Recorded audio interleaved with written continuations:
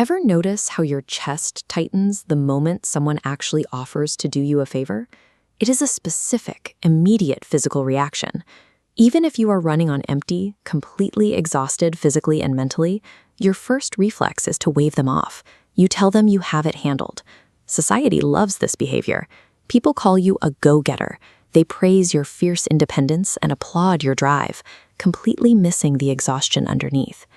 That sudden tightness in your chest functions as an active biological warning system, alerting you to a perceived breach in your defenses. What we celebrate as supreme self-reliance is actually a condition called hyperindependence, and it usually starts as a defense mechanism. People aren't born terrified of accepting a helping hand. This kind of intense aversion is a learned behavior, built over years of trial and error. You learned a harsh lesson. You relied on someone else, and it resulted in severe disappointment. Repeated failures like that rewire your baseline expectations. Your brain does the math and decides that dependence equals danger. To prevent further emotional harm, you shut off the valve.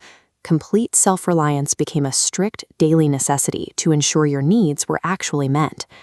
This forced, anxious brand of self-reliance exists apart from the calm autonomy of a simple personal preference. Hyperindependence is an elegant, highly effective survival mechanism born from trauma.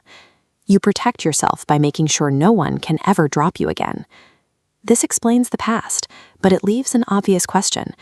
Why does a friend offering to pick up your groceries today still trigger an acute physical threat response?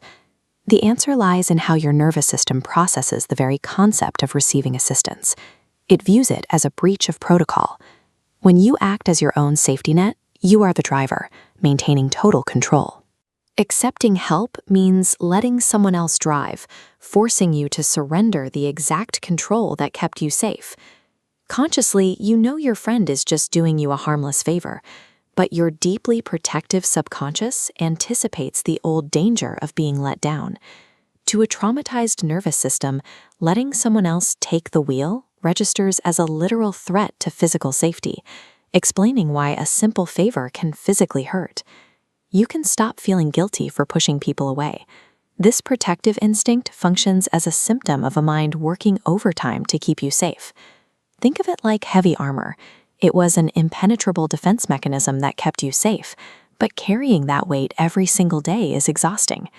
Biological survival adaptations are powerful, but they aren't permanent.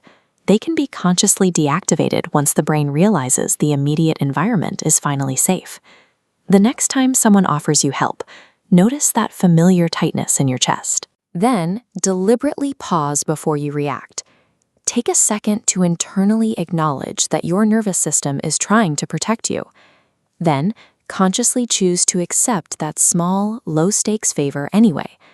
The goal is to gather evidence. You must prove to your brain that being a passenger for a few moments doesn't result in disaster. Real independence involves having the freedom to choose when to carry the load alone and when it is finally safe to let someone else help.